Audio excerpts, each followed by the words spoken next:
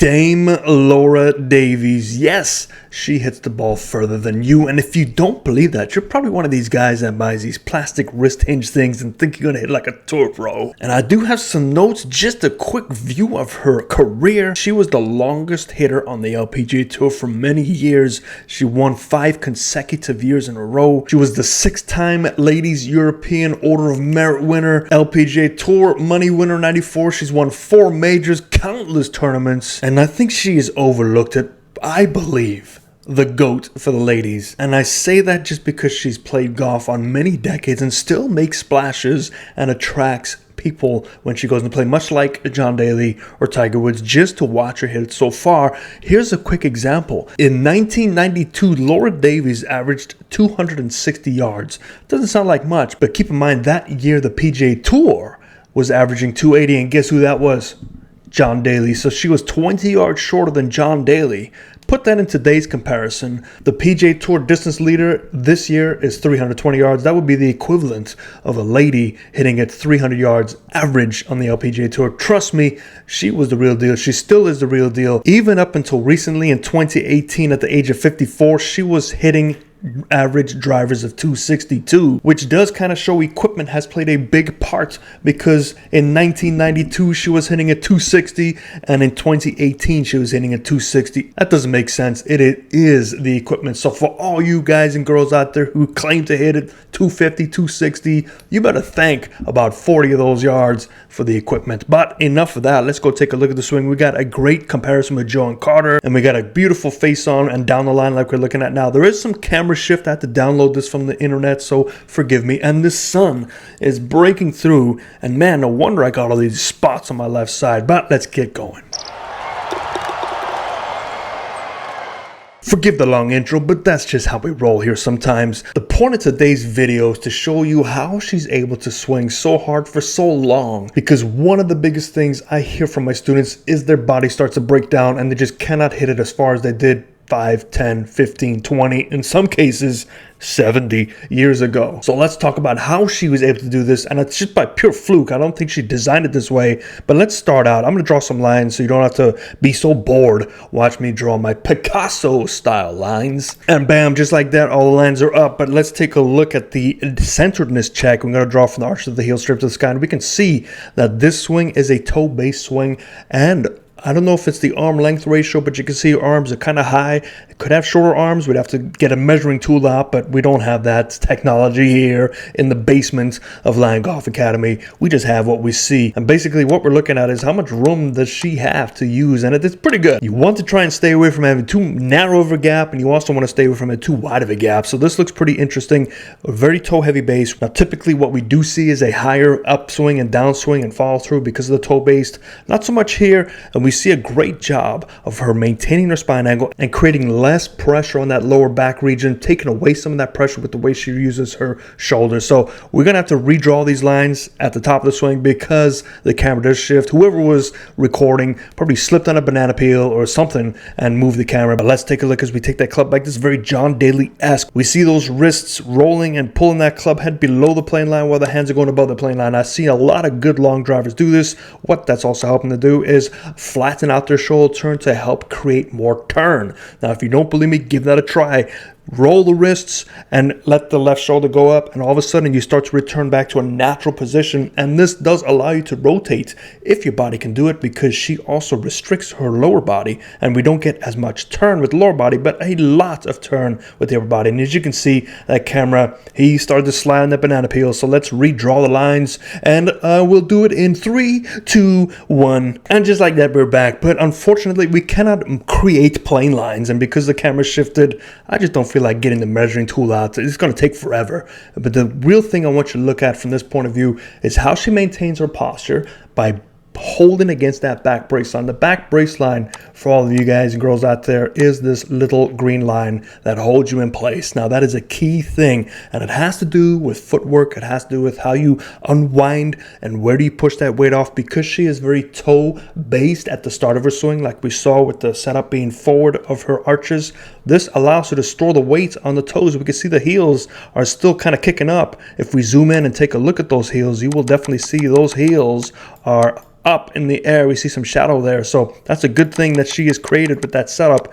But let's see how she utilizes it correctly. So what we're going to see is the weighting being pushed off to that left heel, which then allows her to get that energy to stay against this back right brace line. And this allows the upper body, the spacing, to stay in that posture. But the key thing is her shoulder tilt numbers don't increase as much as we typically see. And this is one of the reasons why she is able to successfully play golf for many decades into her 60s, still competing out there in her 60s, which is very impressive to hang out with the best in the world. So let's take a look. As we start moving down, we see the weighting. Look at the weighting pushing from the toe to the back left heel. So that left toe rises up in the air because she's pushing. And look at this. She actually gains space with that back brace line. So there's her new back brace line. So you can definitely see some pushing away, which will help her crunch lower and get that tilt and turn. But the great thing about her, she doesn't accentuate the tilt.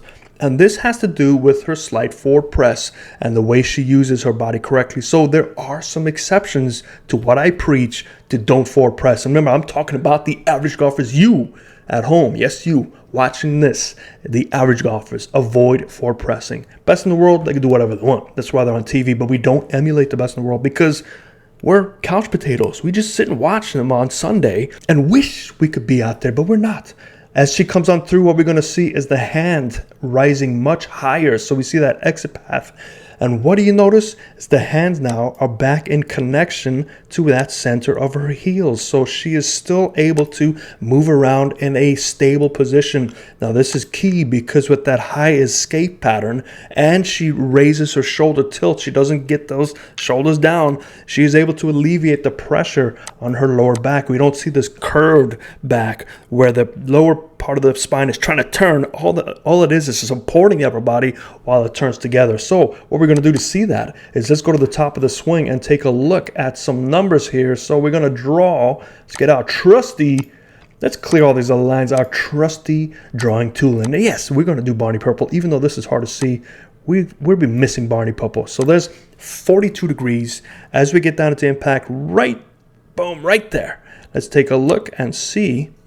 We have 48 degrees. So we only have a 6-degree increase at impact. Typically, I don't know what club this is. Pitching wedge. Looks like it's a shorter shot. You want to see 15, 20, 25, 30 for the longer clubs. Specifically the driver, once you start getting the thing on a tee and you want to tilt and swing up.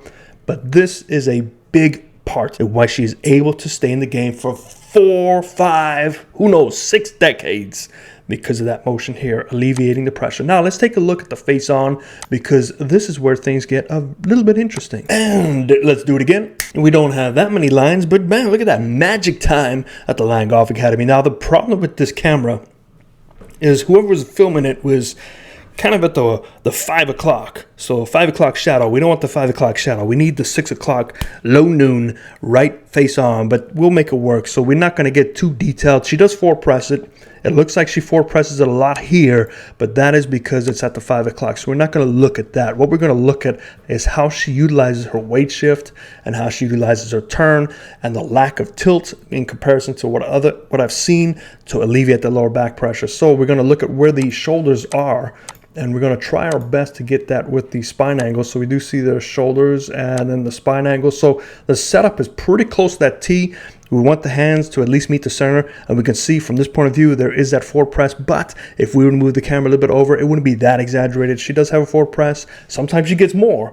Sometimes she gets less, so it's very hard to tell. And if you notice, Laura Davies never usually use the tee, and I don't know if this is a 3-wood, but even on her driver nowadays, there's videos of her just slamming the club onto the tee box, making a little tee, putting the thing on the little turf, and just swiping away. So she's always loved hitting it off of a low tee. And I think what really helps her is the lack of shoulder tilt, because if she tilted, she would have to put that tee up and off her left heel and tilt under and swing up. But she's more of a rotational player, almost like that old school sweeping motion. But let's take a look as we take that club back and see how much weight shift. You see that weight shift there?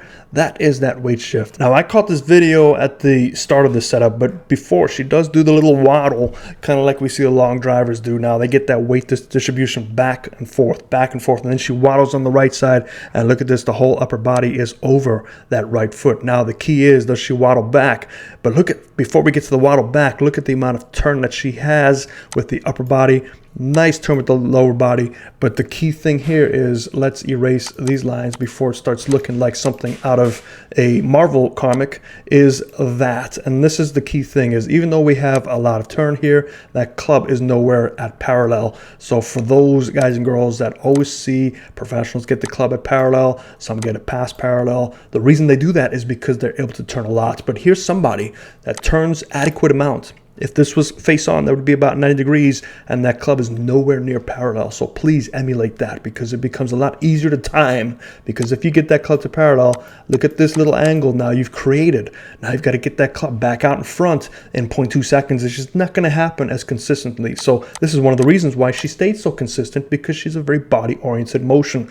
As she comes on down through, look at that drive. So we initially get that drive, and this is the key, is getting the weight from the right side to the left side for her, but not overdoing it. I see some amateurs get that weight drive and they're already looking like this, where the whole body's leaning left, and they wonder why they hit it so fat, because they move the ball position way too far in the back by doing that. The key is bump that left hip on that line, and now the upper body's going to stay back as she rotates. Remember, she does a great job of pushing the weight back to the left heel, and as she does that, she's creating the clearance room. As we get down into impact, we can see now, bam, there goes that little bit of extra tilt that we see compared to the starting position. So there's the starting position, so we don't get as much tilt as some of these other guys and girls that hit it a far away. But the key is weight distribution, but not overdoing that weight going left, turning through. Look at this past impact, beautiful hand connection to the center of a triangle. This is phenomenal. And not only that, but if my fat face wasn't in the way, you would see that club extend almost perfect to where her center of her chest is. So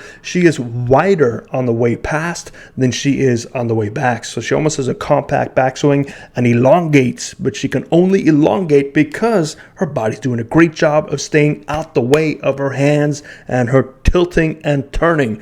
For you and me, yes, I do it too. Crash into the golf ball, run out of room. What do? Stand up and flip and hope.